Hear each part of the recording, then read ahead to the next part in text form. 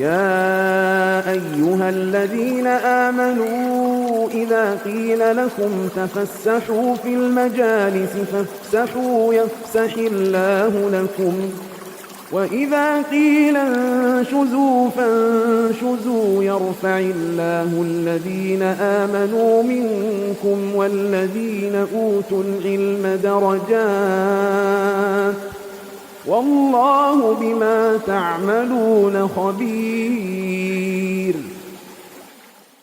أشهد أن لا إله إلا الله وحده لا شريك له وأشهد أن محمدا عبده ورسوله. يا أيها الذين آمنوا اتقوا الله حق تقاته ولا تموتن إلا وأنتم مسلمون.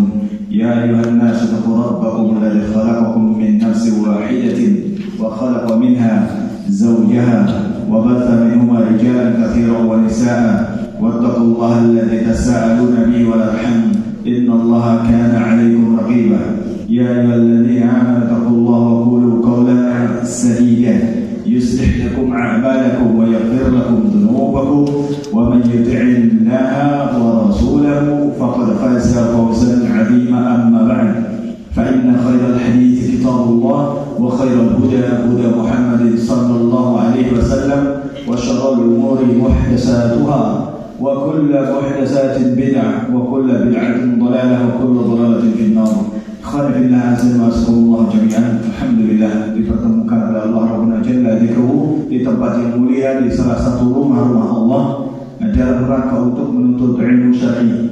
Sebelumnya kita ingatkan kepada diri pribadi dan kawan-kawan sekalian yang hadir bahwasanya menuntut ilmu itu tidak lain dan bukan tujuannya cuma satu, supaya kita menambah rasa takut kita kepada Allah Ta'ala. Jadi ilmu itu bukan sekedar untuk diketahui ataupun sebagai wawasan semata, melainkan untuk membuat kita bertambah rasa takutnya kepada Allah. Itu tujuan ilmu. Apalagi bukan untuk bermegah-megahan, tidak. Bukan untuk sekedar wawasan saya sudah tahu, tidak. Itu jauh dari tujuan menuntut ilmu. Ini senantiasa kita ingatkan untuk diri pribadi dan kawan-kawan sekalian, karena inilah hasil ataupun buah dari menuntut ilmu. Kalau bukan selain itu, niscaya ilmu tersebut tidak manfaat. Baik, sebelum saya lanjutkan, ada sedikit pengumuman bahwasanya waktu itu ada yang menjawab dengan pertanyaan yang benar dan mendapatkan kitab, barangkali hari ini hadir. Nanti dimohon di akhir kajian untuk ketemu ke depan.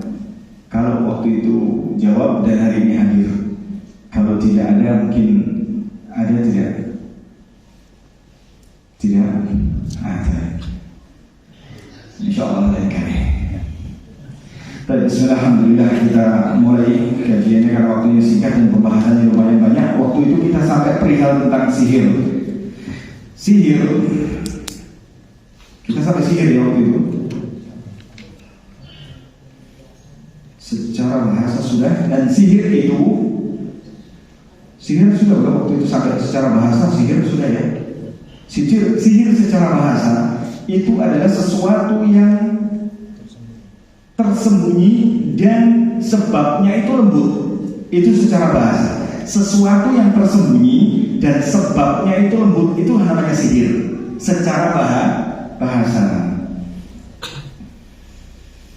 Adapun secara syariat, yaitu mantra, jambi-jambi ataupun buhul-buhul yang dibacakan ataupun dituliskan pada sesuatu yang dapat memudaratkan manusia, itu secara garis besar itulah sihir. Bahkan sampai bisa membunuh, itu namanya sihir. Secara syar'i seperti itu. Yang dimaksud sihir itu dibacakan mantra-mantra atau jambi-jambi ataupun buhul. Buhul itu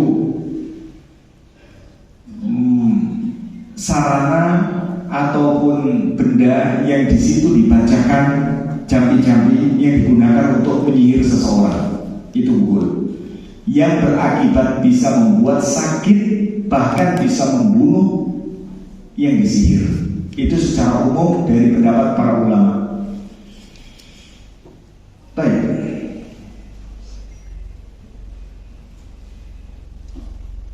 Nah, as-sihru alladhi fihi istikhdam asy-syayatin wal isti'anatu biha kufrun wa syirkun akbar billah. Jadi sihir itu kalau dia itu menggunakan syaitan, bantuan syaitan, nah sihir ini yang dibicarakan di dalam Islam. Maksudnya sihir ini, apabila sihir tersebut dia menggunakan bantuan syaitan, meminta bantuan untuk mengerjakan sihir tersebut, kufrun wa syirkun akbar billah. Ini syirik besar, syirik kepada Allah, karena dia sudah minta bantuan kepada makhluk yang terlarang. Seperti itu. Ini anak singkat sebagian. Qassama ba'd ulama'i kalimah Syafi'i as-sihra ila qismain. Sihir menurut para ulama itu dibagi menjadi dua. Khususnya di sini yang dibicarakan adalah Imam Syafi'i membagi menjadi dua.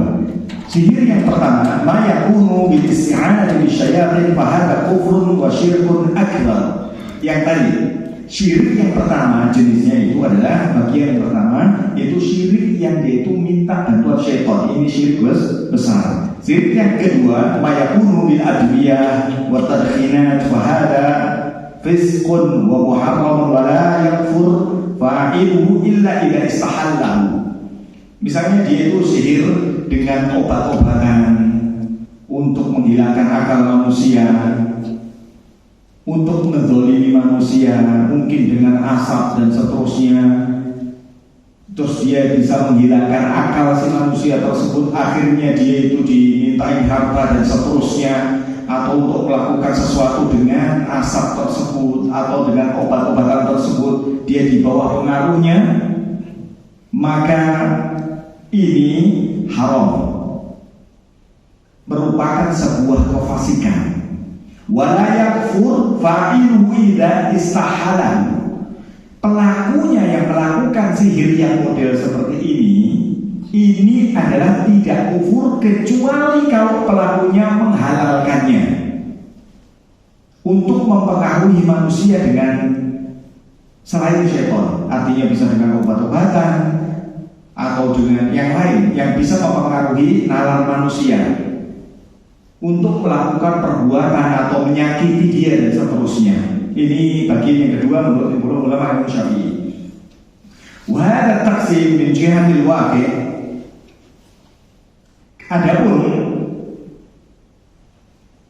pembagian sihir sesuai dengan apa yang terjadi, pengaruhnya itu dibagi menjadi dua. Yang pertama, sihir secara hakiki. Sihir secara hakiki.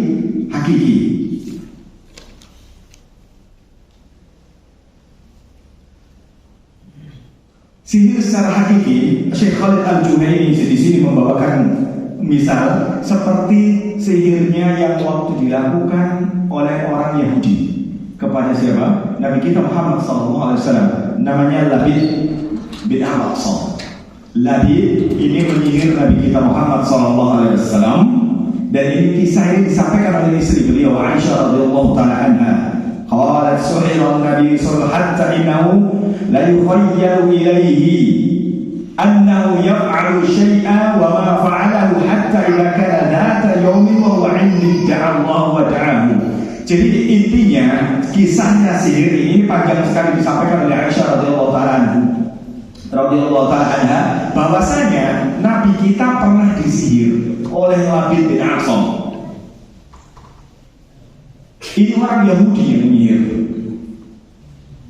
Nah ini jadi pembicaraan ketika disihir ini, kenabiannya hilang atau tidak. Nah ini dibahas secara tuntas oleh para ulama termasuk Syekh Muhammad bin Shalih Al-Utsaimin menjelaskan ini tidak mempengaruhi kenabian beliau sallallahu alaihi wasallam. Ini banyak dibuktikan oleh para ulama secara ilmiah. Nah singkatnya, disihir dengan apa?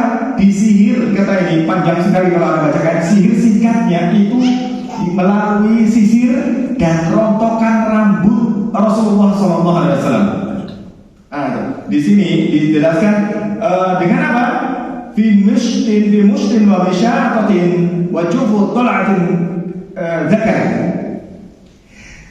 Dengan sisir, disihir pakai apa?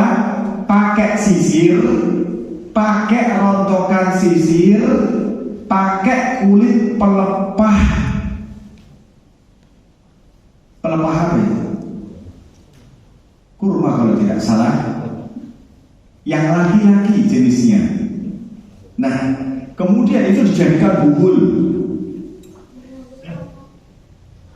dijadikan bahan untuk mensihir, dan benda itu ditaruh di mana? Ini dua malaikat ini sedang berbicara untuk mengobati Rasulullah SAW. Ternyata sihirnya itu ditaruhkan di sumur yang namanya di Arwan, ditaruh di sana. Kemudian Rasulullah SAW mendengar percakapan tersebut antara dua malaikat itu. Ini percakapan, singkatnya dia percakapan. Ini kenapa nih orang ini sakit? Sakit kenapa? Disihir. Disihir siapa? Oleh Labid bin A'sam. Dengan apa dia menyisirnya? Dengan rambut. Ini percakapan didengarkan. Percakapan didengarkan. Apa? Dengan sisir dan rontokan sisir dan pelepah mayang. Pelepah mayang yang laki-laki. Kemudian ditaruh di sumur Zinarwan.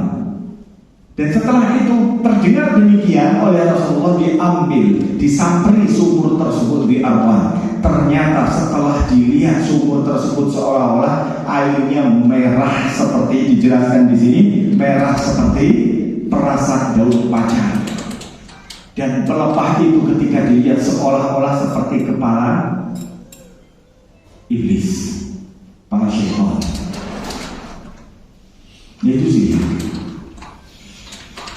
Baik, itu secara nyata. Kalau secara nyata dia bisa membuat sakit bahkan sampai meninggal. Maka jenis yang pertama tadi adalah sihir apa? Sihir hakiki. Sihir hakiki. Ini jenisnya. Yang dia itu efeknya seperti benar-benar orang sakit dan bahkan bisa menyebabkan kematian. Yang kedua, bentuknya adalah sihrun takhayyuliyun, yakni sihir khayalan. Yang kedua itu seperti apa? Ini takhayyul, khayalan ini seperti apa? Ma huwa yu'assiru fil absari wal anzar. Ini cuma berefek kepada apa? Kepada pandangan dan penglihatan saja. Sihirnya seperti ini, seperti yang terjadi di zaman Nabi Musa alaihissalam. Itu hanya sihir yang bersifat efeknya tidak membunuh, tidak menyakiti, tetapi cuma khayalan orang yang menyaksikan, seperti yang terjadi pada Nabi Musa alaihissalam. Fayurab syai'u ala khilafi ma huwa alaihi kasihri sihhati Fir'aun. Nah ini dia. Jadi dilihat sesuatu tapi dia berbeda dengan hakikatnya. Kata beliau, qala ta'ala hakiyan anhum, ketika Allah berfirman menjelaskan tentang hal ini, falamma alqaw saharu a'yunan nas. Ketika mereka para dukun itu, para ahli sihirnya Fir'aun itu melemparkan tali itu, maka mereka menyihir a'yunan nas. Saharu a'yunan nas.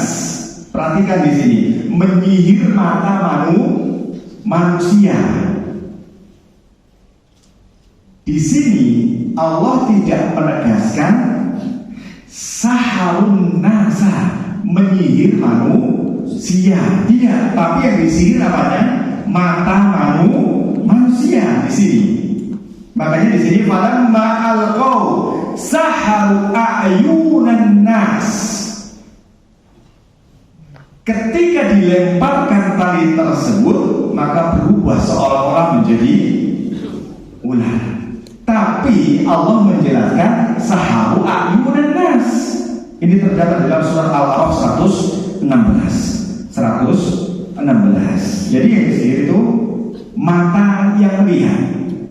Jadi tidak punya pengaruh untuk sakit dan seterusnya. Itu sihir khayalan, bukan sihir hakiki. Ya mungkin kalau sihir hakiki, kalau bahasa kita apa? Santet, terus tenung, apa lagi? Gendam, yang dia bisa sakit dan bisa mati. Nah itu dia. Kalau takhoyul ya khayalan saja, gitu. Baik.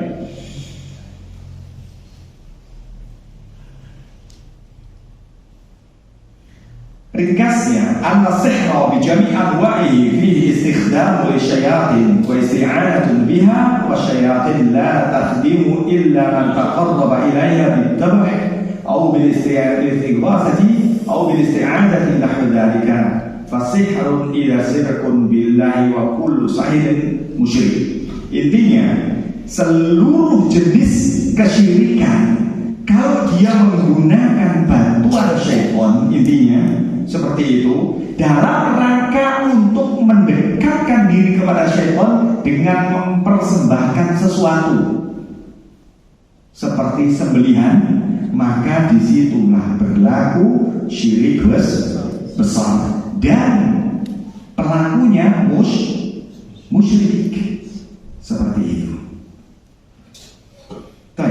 Itu tentang sihir. Terus selanjutnya beliau mengatakan al-kahana. Apa itu kahana? Bahasa kita dukun. Selanjutnya bukan sihir. Bab selanjutnya adalah kahana, yaitu dukun. Apa itu kahana? Apa itu dukun? Apa definisi dukun? Dukun yang gondrong terus kakeknya banyak besar. Bukan. Dukun itu adalah, kahana itu adalah ia id'a'u ilmil ghaib wal aslu fiha istiraqu al-jin as-sam'a min kalam malaika fatalaqqihi min udunil kahin. Jadi orang yang mengaku mengetahui ilmu ghaib, itu dukun. Orang yang mengetahui ilmu ghaib, dan ilmu ghaib ini pada asalnya berasal dari jin yang mencuri berita dari langit, dari malaikat, kemudian dioper sampai kepada dukun tersebut, dioper turun sampai kepada dukun tersebut. Secara singkat demikian. Di sini diterangkan secara singkat, wal aslu fiha istiraqul jinnu sam'a min kalamil malaika fatalaqqihi fi udhunil kahin. Itu aja ceritanya. Jadi dia mengambil berita dari langit, kemudian mendengar percakapan malaikat, kemudian dioper ke jin yang lain, terus kemudian sampai ke telinganya dukun. Itu asal dari ilmu ghaib yang didapatkan oleh seorang dukun, sehingga dukun tersebut mengaku mengetahui ilmu ghaib. Singkatnya demikian. Nah, dukun itu lebih tepatnya adalah orang yang mengkhabarkan tentang hal ghaib untuk masa depan. Sama kayak tadi, adalah orang yang mengakui tentang ilmu ghaib. Berarti ini pakai bantuan jin. Ini hukumnya syirik besar. Syirkun billah. Syirik besar.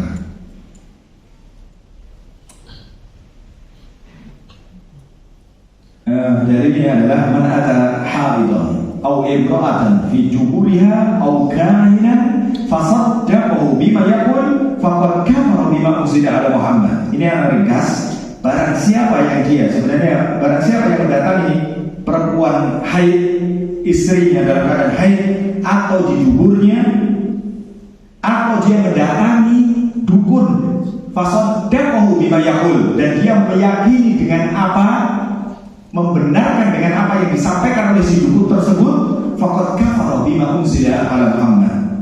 Dia sungguh telah kufur terhadap apa yang diturunkan kepada Muhammad. Apa yang diturunkan kepada Muhammad? Al-Quran dan Sunnah. Berarti hakikatnya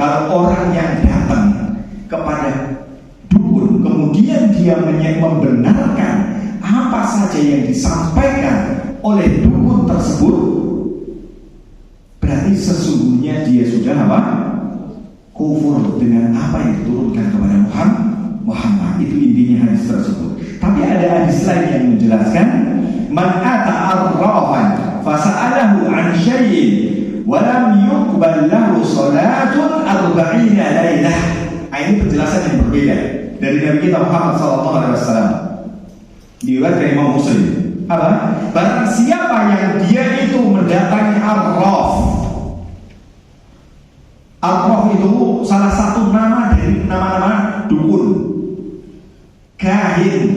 Kata Syekhul Islam Ibnu Taimiyah, al-arraf itu ismun lil kahin wal munajjim war ramal. Arraf, siapa yang mendatangi al-arraf. Arraf itu orang yang mengetahui, banyak mengetahui. Kalau kita dipelajari jadi orang apa? Orang pinter, makanya banyak tahu ini tahu itu, gitu. Makanya di sini disebutkan barang siapa yang dia itu mendatangi arraf, orang yang mengetahui. Kata Syekhul Islam, al-arraf itu didefinisikan itu nama lain dari dukun atau ahli nujum atau tukang ramal, kata beliau di dalam Majmu' Fatawa dijelaskan demikian. Nama lain dari dukun.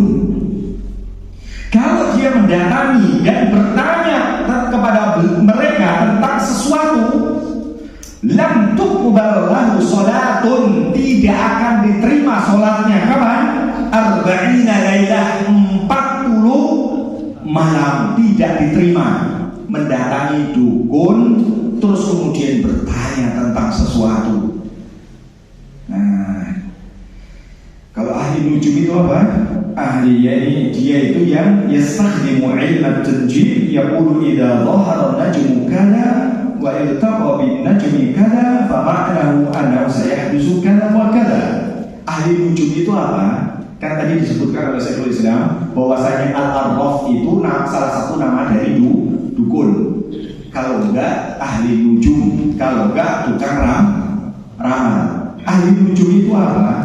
Dia itu menggunakan ilmu bintang untuk menjelaskan sebuah kejadian. Apabila di langit itu tampak seperti ini, maka akan terjadi, pasti terjadi ini dan itu. Nah, seolah-olah dia itu mengetahui sebelum terjadinya. Contohnya yang lain apa? Idza wulida fulanun wa wulida fi buruji kada. Nah, ini dia. Ini perbintangan. Apa namanya? Zodiak. Salah satunya itu. Nah, ini tidak boleh juga ya, Pak. Ini ilmu nujum dan ini ramalan. Ini tidak boleh juga. Dijelaskan di sini secara singkat. Nah, ini ada permasalahan. Ini ada singkat. Man atal arraf fasa'alahu an syai'in walau lam yusaddiquhu falahu halan. Nah, ini dia, ini ada permasalahan. Dia datang kepada dukun dan dia bertanya kepada dukun tersebut, tapi ada permasalahan. Walau lam yusaddiquhu, dia tidak membenarkan pembicaraannya. Dia datang kepada dukun, kemudian dia bertanya. Setelah bertanya sama dukun dijawab, tetapi dia tidak membenarkan perkataan itu. Ini ada dua kondisi. Kondisi yang pertama, kondisi orang yang datang maksudnya kepada dukun tersebut. Bagaimana kondisinya? Yaitu in atahu fasa'alahu an syai'in lil inkari 'alaihi fala yadkhulu fil wa'id li'anna al-wasa'il laha ahkamul maqasid. Apa artinya? Jika dia datang kepada dukun tersebut dalam rangka untuk ingkarul munkar, datang untuk mengingkari kemungkaran kepada orang yang mengatakan tahu ilmu gaib, ini tidak masuk kepada ancaman tersebut. Ancaman yang tadi, dua hadis tadi. Tujuannya untuk apa? Untuk mengingkari dukun tersebut. Ini sering dikisahkan salah satu syekh kabir min kibar ulama fi zaman al-an, di zaman ini mungkin antum sudah sering dengar, gak apa-apa diulang sedikit. Salah satu syekh besar mengatakan datang kepada dukun, terus kemudian mau nantang debat si dukun tersebut. Entah didatangin atau dia datang. Kalau nggak salah Syalbani. Terus kemudian saya mau debat sama Anda wahai dukun, tapi dengan syarat. Kemudian dukun tersebut bertanya, syaratnya apa? Kemudian syekh tersebut mengucapkan, debat kita selesai, antum kalah. Padahal belum debat. Letak kalahnya di mana, Mas? Letak kalahnya dia nggak tahu ilmu goib. Syarat yang mau diajukan saja dia nggak tahu. Bagaimana dia akan mengetahui sebuah ilmu yang terjadi setahun atau mungkin 2012 yang saat itu diberitakan? Orang yang saat itu masih duduk saja syaratnya tidak tahu. Bagaimana 2012 mau kiamat? Kok bisa tahu? Musibah. Akhirnya debatnya selesai, nggak jadi debat. Berarti dia bohong. Itu berita Masya Allah masyhur, sampai dibawakan oleh salah satu masyhif kita ketika kita masuk kuliah pun tetap dibawakan itu supaya untuk mengingkar untuk mendekatkan pemahaman bahwasanya mereka itu sebenarnya dusta, tidak benar seperti itu. Kondisi yang kedua, in atahu fasa'alahu an syai'in fasaddaqahu bima yaqul fa annahu yakfur kufran asghar wa la tuqbal lahu salatun 40 yawman. Jika dia itu datang kemudian bertanya tentang sesuatu kepada dukun tersebut dan dia membenarkan apa yang dia ucapkan, dia itu kufurnya kufur kecil. Kecil. Dari mana? La tuqbal lahu salatun 40 yauman atau 40 lailan. Dia tidak diterima sholatnya 40 malam. Dengan dua sebab. Kenapa kok nggak diterima? Ini dengan dua sebab ini. Sebab yang pertama, karena terkumpulnya hadis yang tadi. Hadis yang pertama menjelaskan bahwa dia itu kufur dengan apa yang diturunkan kepada Nabi Muhammad. Hadis yang kedua dijelaskan dia tidak akan diterima sholatnya 40 malam. Dengan dua hadis ini terkumpul, maka dia disebut dengan syirik kecil. Yang kedua sebabnya, li'anna tasdiqal kahin fihi syubhah. Kenapa? Dia datang ke sana membenarkan benarnya perkataan si dukun tersebut, ini syubhat buat dia. Kenapa? Wahia annal kahin alladhi da'a ilmal ghaibi yukhbiru bil umuri mughibat fima saddaqa fihi an tariqi istirak. Jadi dia intinya tahu bahwasanya orang yang datang kepada dukun tersebut ini kemungkinan kedua, kondisi yang kedua. Kenapa kok dikatakan syirik kecil? Karena orang ini datang kepada dukun, dia itu tahu berita tersebut bukan dari dia, tapi dari jin. Yang didengar kemudian disampaikan kepada malaikat dan disampaikan kepada dukun. Nah, disinilah seperti misalnya apa? Saya mempercayai Anda dari apa berita gaib yang kamu sampaikan, karena itu adalah ilmu gaib dari langit yang dicuri oleh jin dan kemudian disampaikan kepada Anda. Perkataan demikian ini membuat dia menjadi kufur kecil. Jadi dia sebenarnya nggak mempercayai secara penuh tentang ilmu gaib dia. Ini sebabnya. Tetapi kalau dia mempercayai dengan apa yang dia sampaikan, bahwasanya itu ilmu gaib dari dia, maka ini kufur besar.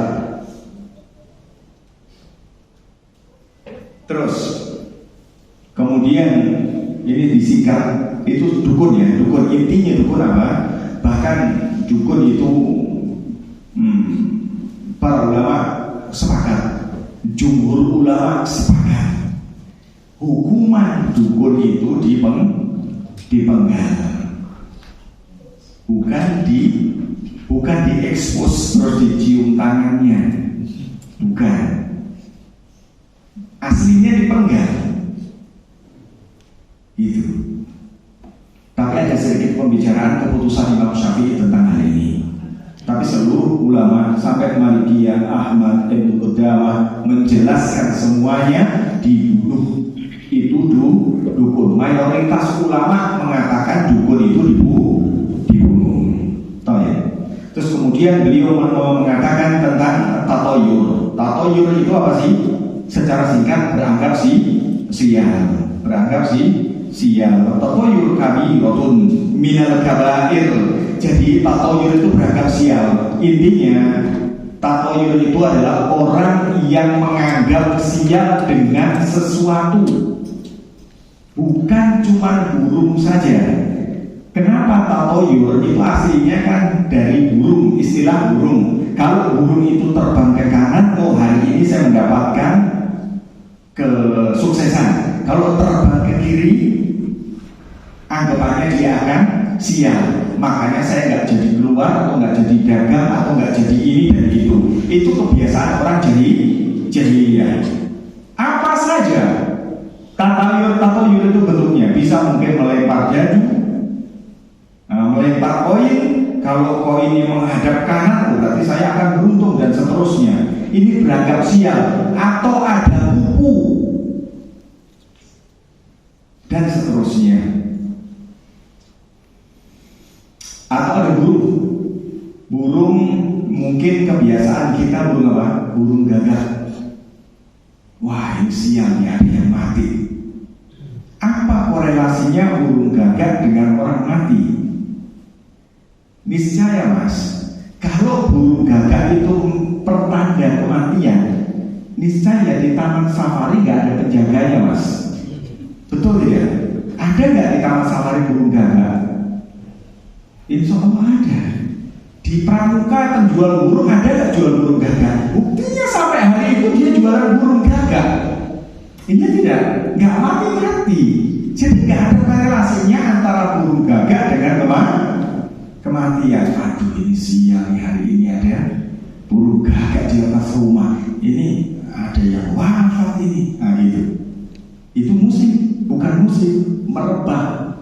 Nah gitu. Nabi kita Muhammad SAW menjelaskan, laisa minna man tatayyara aw tutayyara aw takahhana aw tubuhina lahu aw sahara aw suhira lahu. Intinya di sini bukanlah golongan dari kami orang yang dia itu bertatoyur, bukan golongan dari kami. Nah sampai begitu kan. Ini tentang tatoyur. Jadi tidak ada mas. Kayak misalnya ada bulan sial, ada hari sial, ada angka sial. Nah jadi tatoyur itu bukan cuma sekedar burung saja. Burung itu hanya metode mencari kesialan atau mencari keberuntungan di zaman jahiliyah. Pada hakikatnya metodenya banyak. Kalau sekarang angka 13. Nah angka 13 isinya kotak 5M. Angka 12 100.000 itu pilih mana? Nah, pasti angka yang 13 isinya 5M kan gitu. Ini tatoyur. Berprasangka buruk dengan angka, berprasangka buruk dengan hari, dengan bulan dan seterusnya. Gigi saya copot, ini mau ada apa? Ya itu sudah mulai sepuh mas, gitu aja. Lu gigi tua, terus copot, ya nggak usah dipikir macam-macam. Kalau utuh terus ya, gimana namanya? Ini mikir habis gigi copot, mikir dia. Ini mau ada apa? Atau ngimpi gigi copot.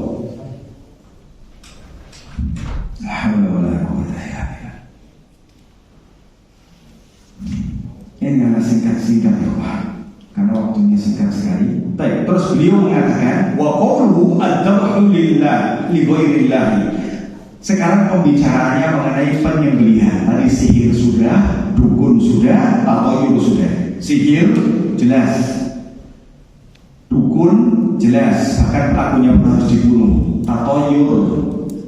Terus sekarang sembelihan diperuntukkan selain Allah. Maksudnya apa? Sembelihan untuk Allah selain Allah itu, yakni seseorang menyembelih sembelihan yang ditujukan untuk melakukan pendekatan kepada selain Allah. Nah itu taqarrub ta'ziman lahu, untuk mengagungkan padanya. Itu tujuan sembelihan.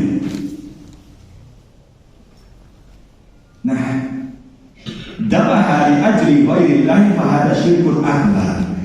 Lah kalau sembelihan model seperti ini diperuntukkan untuk selain Allah, ini namanya syirik besar. Li hadis Ali, ini dan ada hadis Ali yang menjelaskan bahwasanya Nabi kita menjelaskan tentang sembelihan ini.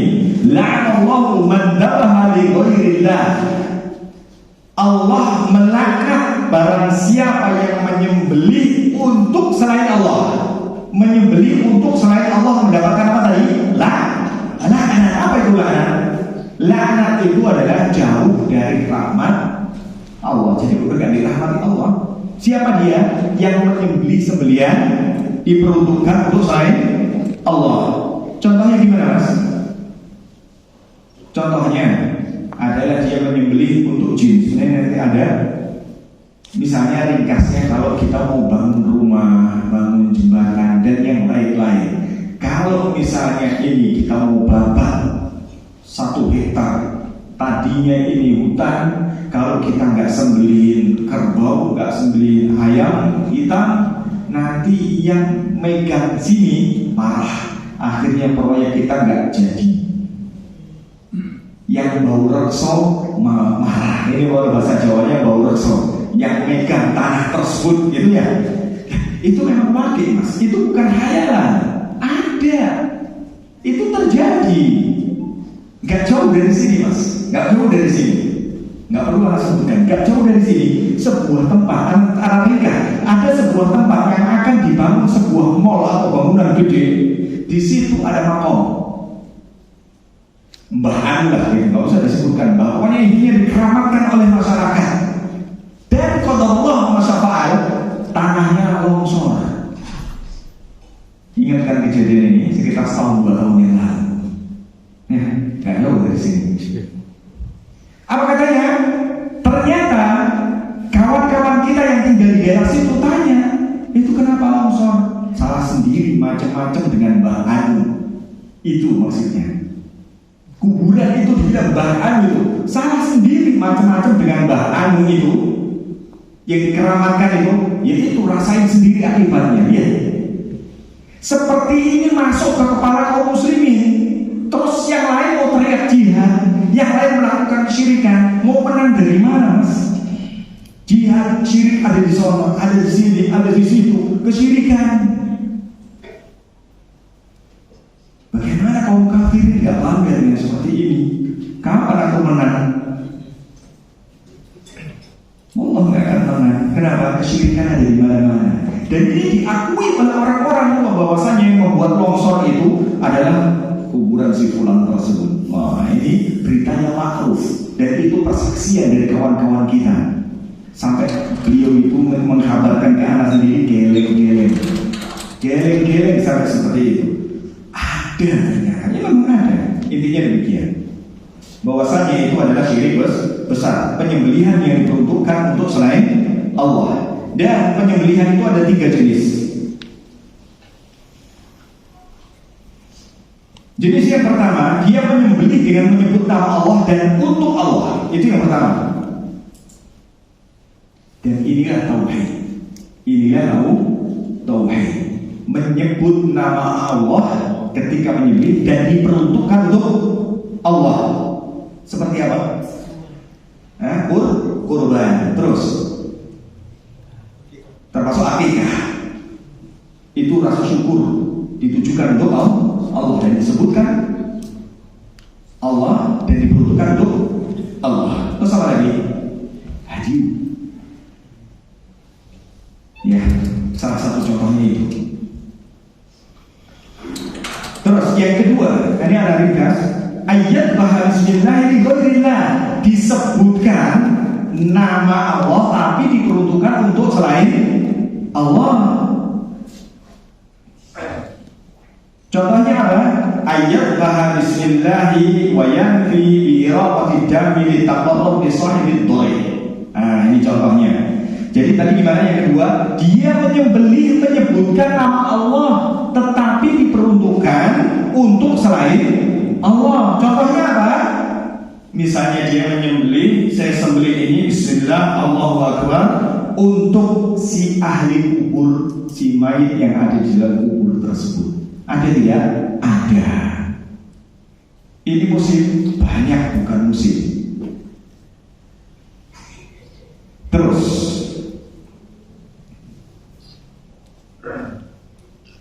nah ini yang dimaksud di dalam bab ini tentang penyembelihan untuk selain Allah, itu ya ini maksudnya.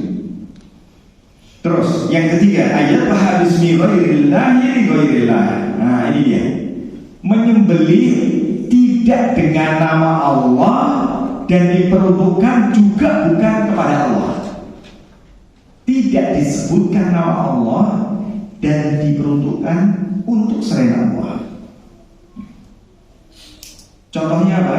Disembelihkan bismil masih wa yaqsudu biha taqarrub lil masih, yakni dengan menyebut nama Masih Isa dalam rangka untuk mendekatkan kepada Isa alaihissalam, atau disebutkan nama Al-Badawi. Nah ini pembesar-besarnya kemudian dipersembahkan untuk Badawi dan seterusnya. Itu tentang penyembelihan. Nah ini banyak sekali. Mau rumah dibangun, disembelihkan sesuatu supaya apa? Rumahnya awet dan seterusnya. Mau menyembelih bangun jembatannya supaya nggak ambruk, seperti itu juga. Terus apa lagi? Apa lagi contohnya? Menyembelih untuk selain Allah. Oh ya, disembelihkan kepala kerbau. Itu dia tadi, kepala kerbau kemudian didorong ke tengah laut. Aku bayangkan kepala kerbau, kepala sapi itu kalau dikeropok, kalau bahasanya dimasak itu berapa kilo, Mas? Sayang banget dibuang di laut. Wallah itu banyak sekali dagingnya, Mas. Coba tentang pasar uang. Itu tentang sembelihan. Intinya sembelihan itu dengan nama Allah dan diperuntukkan hanya kepada Allah. Itu dua-duanya harus terpenuhi. Barulah itu namanya hadza wa tauhid. Itulah yang namanya sembelihan yang berasaskan tauhid dengan nama Allah dan untuk Allah. Baik, sekarang an-nazar li ghairillah. Nazar untuk selain Allah. Kan yaqulu li fulanin alayya nazar. Nazar untuk selain Allah. Apa itu nazar? Apa itu nazar? Janji atau sumpah. Ayyul zama al-mukallaf nafsahu bi ibadatin lillahi lam takun wajibatan alaihi bi asli syar'i. Nah ini dia definisi nazar. Apa itu nazar? Seorang hamba mewajibkan kepada dirinya dengan sebuah ibadah kepada Allah seorang hamba mewajibkan kepada dirinya dengan ibadah kepada Allah yang pada asalnya tidak ada kewajiban di dalam syariat tentang ibadah tersebut. Paham tidak, Mas? Jadi seorang hamba mewajibkan kepada dirinya dengan sebuah ibadah, dan pada dasarnya tidak ada perintahnya di dalam syariat.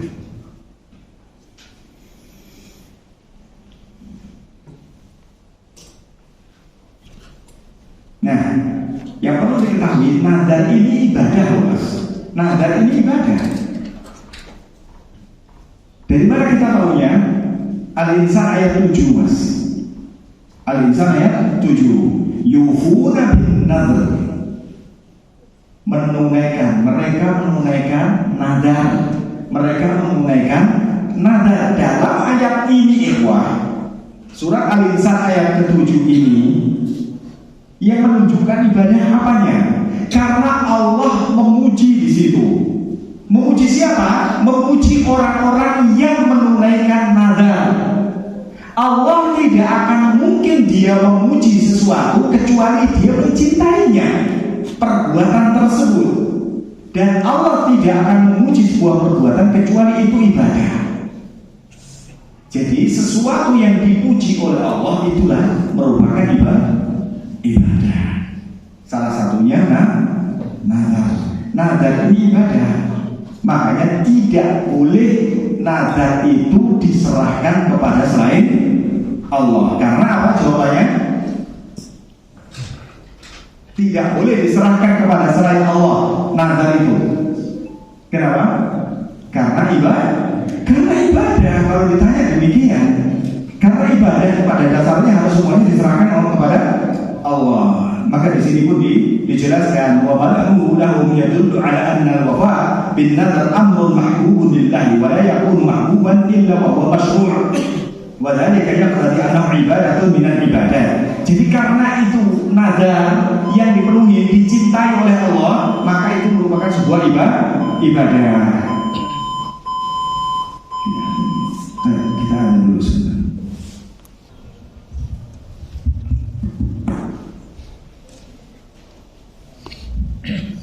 Alhamdulillah, wassalatu wassalamu ala rasulillah wa ala alihi wa sahbihi wa man tabi'ahum bi ihsan ila yaumil qiyamah. Amma ba'd. Nazar itu dibagi menjadi dua. Nazar untuk Allah. Nazar yang ditujukan untuk Allah ini ada dua jenis. Yang pertama, nazar mutlak. Nazar mutlak itu contohnya gimana? Alillahi alayya an usalli raka'ataini. Mutlak, enggak ada ikatannya sama sekali. Saya bernazar untuk sholat 2 rakaat untuk Allah. Nah itu, saya bernazar akan sholat 2 rakaat untuk Allah. Nah itu, enggak ada ikatan sama sekali. Yang kedua, nazar itu ada ikatannya. Namanya nazarun muqayyadun, yaitu dengan ikatan. Contohnya seperti apa? Lillahi alayya an usalli raka'ataini in najahtu. Saya akan sholat 2 rakaat untuk Allah kalau saya berhasil. Nah itu, kalau saya sukses. Itu diikat kalau saya sukses. Kalau yang tadi di awal itu mutlak, saya akan puasa untuk Allah. Saya pernah ingin puasa untuk Allah. Gak ada ikatannya. Tetapi yang kedua, dia ada ikatannya jenisnya. Saya akan puasa kalau nanti saya berhasil, nanti saya sukses. Diikat dengan saya sukses. Nah itu dia ikatan. Kata Nabi kita Muhammad SAW, model yang kedua yang diikat ini, kalau yang tadi, yang pertama itu tanpa ikatan, itu adalah mahmudun, terpuji, bagus. Nazar yang seperti itu bagus. Adapun yang kedua itu makruh. Kenapa? Karena disebutkan oleh Nabi, innama yustakhraju bihi minal bakhil.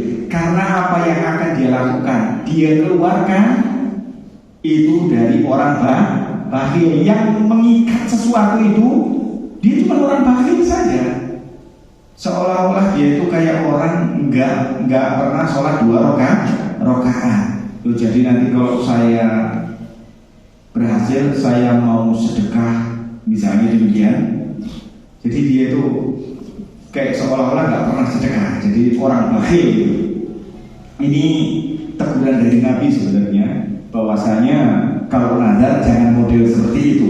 Ini kata para ulama kita makruh. Terus jenis yang kedua, kalau jenis yang pertama tadi adalah untuk Allah, ini ada 2 macam. Sekarang jenis yang kedua, bagian yang kedua, apa itu? Nadrun li ghairillah, nazar untuk selain Allah. Nah, ini yang dimaksud di dalam hal ini. Contohnya gimana? Ayyaqulu li fulanin alayya nazar. Ini saya bernazar untuk wali fulan atau untuk penghuni kubur ini, harta itu untuk Nabi. Nabi sudah wafat. Seperti itu. Ini tidak diperbolehkan. Kata Syekhul Islam Ibnu Taimiyah dijelaskan, amma idza kana an-nadhar li ghairillahi fa huwa kaman yahlif bi ghairillahi wa hadha syirkun. Nazar yang model seperti itu, saya bernazar kepada si fulan, si mayit ini di dalam kuburan ini, saya bernazar akan begini. Misalnya dia melakukan sesuatu kepada ahli mayit yang ada di kuburan tersebut. Kata Syekhul Islam Ibnu Taimiyah, ini seperti orang yang bersumpah dengan selain Allah. Seperti itu. Kama yahlifu bi ghairillahi wa hadha syirkun, kata beliau. Fayastaghfirullaha minhu wa laysa bi hadha wafa'un wa la kafaratun. Kata Syekhul Islam Ibnu Taimiyah menjelaskan, apa itu? Bahwasanya seharusnya dia itu sudah selayaknya minta ampun kepada Allah dan tidak wajib dipenuhi nazar tersebut dan tidak ada kafarah buat dia. Karena ini nazar yang seperti itu, nazar bernazar kepada mayit misalnya, atau bernazar kepada hatta kepada Nabi yang sudah wafat, tidak boleh. Gitu. Dalam rangka untuk apa? Untuk mendekatkan diri kepada si kuburan tersebut. Saya bernazar kepada wali fulan. Dalam rangka untuk apa? Taqarrub, untuk mendekatkan diri kepada hal tersebut. Maka ini tidak boleh. Wa hadza qism min nadhari syirkun akbar. Nah, sekarang permasalahan, apa perbedaan al-farqu bainan nadhar li ghairillah wa nadhar maksiyah? Apa itu perbedaan nazar untuk selain Allah dan nazar maksiat? Kalau nazar untuk selain Allah seperti tadi, saya bernazar untuk ahli kubur wali fulan ini, gitu. Kalau maksiat itu gimana? Kalau nanti gajian pertama kita mabuk bareng. Ini ingat nih ya, janji ya, nazar nih ya. Nanti kalau gajian pertama kali kita mabuk bareng, maksiat. Ini nggak boleh ditunaikan. Tidak boleh ditunaikan. Ada tidak mas? Ada. Wah, ini ke warung senggol mas, gajian pertama. Alhamdulillah, warung senggol. Warungnya senggol. Nah itu dia. Itu tentang nazar. Nazar itu ibadah, tidak boleh dipersembahkan kecuali untuk Allah. Namanya kenapa? Karena ibadah. Dan kita tahu ibadah karena nazar itu apabila ditunaikan maka dipuji oleh Allah. Di surat Al-Insan ayat 7 tadi. Sesuatu yang dipuji oleh Allah itu dicintai. Kalau dicintai itulah ibadah. Gitu. Kaidahnya di sana. Paham ya? Baik. Terus kemudian secara singkat, al-isti'adah bi ghairillah. Isti'adah untuk selain Allah, dengan selain Allah. Isti'adah itu apa? Ya, itu dia meminta perlindungan dari sesuatu yang dia takuti atau dia benci atau dia tidak sukai. Minta perlindungan dari sesuatu yang dia itu isti'adah. Bab sekarang adalah masuk bab isti'adah. Isti'adah dengan selain Allah itu hukumnya bagaimana? Nah, itu maksudnya. Isti'adah sendiri itu apa sih? Yakni permintaan perlindungan dari sesuatu yang dia takuti atau dia benci. Paham ya, isti'adah seperti itu bentuknya. Yuqalu isti'adah idza talaba al-iyad ma yu'minu minasyarr. Minta keamanan dari sesuatu yang keburukan. Jadi minta perlindungan dari sesuatu yang membahayakan atau keburukan, itu namanya isti'adzah.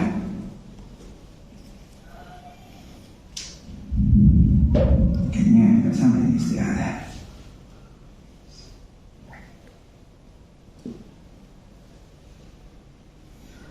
Waqad dallat nusus ala anna isti'adzah ibadatun lillahi la yajuzu sarfuha li ghairi Allah. Begitu juga isti'adzah tidak boleh dipalingkan kepada selain Allah. Kenapa? Karena dia ibadah. Ayatnya mana? Qul a'udzu bi rabbin nas. Qul a'udzu bi rabbil falaq. Katakan, saya berlindung dengan nama Allah dari pada rohnya manusia. Berlindung itu dengan qul a'udzu bi rabbin nas. Berlindung dengan rohnya manusia. Jadi berlindung itu dengan Allah. Seperti itu. Bukan berlindung dengan, misalnya dia begini. Kenapa begitu, ikhwah? Karena di zaman jahiliyah itu mereka berlindung dari pentolan jin ketika dia masuk ke tempat yang di situ asing dan serem. Maka mereka mengucapkan perlindungan atas jin penunggu tempat tersebut supaya tidak diganggu ketika dia singgah di tempat itu. Maka dari sinilah ini penyelewengan kaum jahiliyah. Maka kita tidak diperkenankan untuk isti'adzah kecuali kepada Allah. Isti'adzah arba'atu anwa'. Isti'adzah itu ada 4 jenis. Yang pertama, isti'adzah billahi ta'ala. Isti'adzah dengan nama Allah, kepada Allah. Inilah menunjukkan bahwasanya si hamba tersebut butuh sekali terhadap Allah. Dalilnya mana? Dalilnya qul a'udzu birabbil falaq.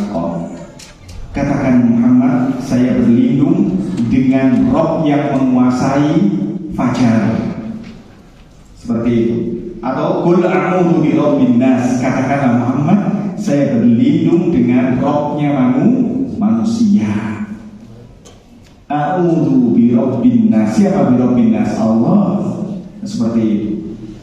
Ini jenis yang pertama. Jenis yang kedua, al-isti'adzatu bi sifatin min sifatillah. Jadi berlindung dengan minta perlindungan dengan sifat, salah satu sifat dari sifat-sifat Allah. Kakalami wa domati, seperti kalimatnya dan kebesaran Allah. Seperti contohnya di idana zala ahadukum manzilatan falyaqul, apabila kalian masuk ke sebuah rumah terus diminta untuk mengucapkan apa? A'udzu bikalimatillahi tammati min syarri ma khalaq. Nah, seperti itu. Saya saya berlindung dengan kalimat Allah yang sempurna dari apa? Dari keburukan ciptaannya. Jadi dari kalimat-kalimat Allah kita berlindung, bisa dengan kalimat-kalimat Allah, dengan sifat-sifat Allah, dengan kebesaran Allah dan yang lain-lain yang diajarkan oleh Nabi kita Muhammad SAW. Dan jenis yang ketiga, isti'adzah bil amwat awil ahya ghairu hadirin ala audin fahada syirkun. Nah ini dia, isti'adzah dengan mayit ataupun orang hidup tapi nggak ada di depan dia, meminta perlindungan. Misalnya misalnya dia meminta perlindungan dengan Syekh Abdul Qadir Jailani misalnya demikian. Atau dia meminta perlindungan kepada orang yang hidup tapi gak hadir saat itu, berarti dia boleh gak kedengeran suaranya, dia minta pertolongan, maka itu pun tidak diperkenankan. Inilah yang namanya syirik. Kepada mayit dia minta perlindungan.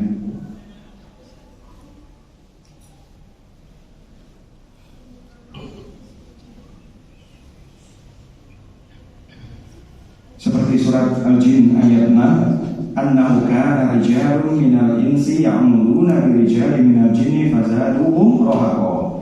Bahwasanya ada beberapa laki-laki dari golongan manusia yang ya'udzuuna birijalin minal jin, minta perlindungan dari jin. Laki-laki, manusia meminta perlindungan kepada jin laki-laki. Fasaduhum raqa, maka akan bertambah kesesatannya. Ini yang kisahnya bahwasanya para manusia jahiliyah itu masuk ke sebuah tempat, yang tempat tersebut disangka keramat atau angker atau mungkin kayak hutan, terus kemudian di situ dia membaca sesuatu yang isinya adalah minta perlindungan kepada bosnya jin yang ada di situ, supaya tidak diganggu.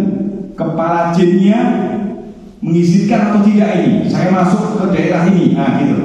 Ini kaum jinnya terdahulu. Maka inilah yang dikisahkan di dalam surat Al-Jin ayat 6 tersebut. Jadi sekelompok manusia laki-laki meminta perlindungan kepada sekelompok laki-laki dari golongan jin, maka bertambahlah kesesatan mereka, kata Allah Rabbuna Jalla Dzikruhu. Dan yang keempat adalah isti'adzah bima yumkinu an'ud bi minal bashar awil amakin aw ghairiha fa hadza jaizun, yakni dia meminta perlindungan dari seseorang yang itu mungkin dilakukan oleh manusia. Meminta perlindungan dari manusia, tapi itu sesuatu hal yang mungkin bisa dilakukan. Bisa dilakukan, boleh. Karena Nabi pun juga menyarankan demikian. Barang siapa meminta perlindungan kepada engkau dengan menyebut nama Allah, fa'iduhu, maka lindungilah dia. Apabila ada orang yang meminta kepadamu dengan menyebut nama Allah, maka berikanlah, kata Nabi kita Muhammad SAW. Wa man da'ahu fa'ajibuhu, barang siapa yang menyuruh mengundang engkau, maka penuhilah undangannya. Jadi kalau ada manusia yang meminta perlindungan, bantuan, dan kamu mampu, maka berikanlah. Dan apabila orang yang meminta sesuatu dan kamu mampu, maka berikanlah. Apabila kau diundang dan kamu bisa datang, penuhi. Gitu kata Nabi kita Muhammad SAW. Itu saja yang bisa disampaikan. Semoga yang sedikit ini bisa manfaat bagi kita semua. Subhanallah wa bihamdika.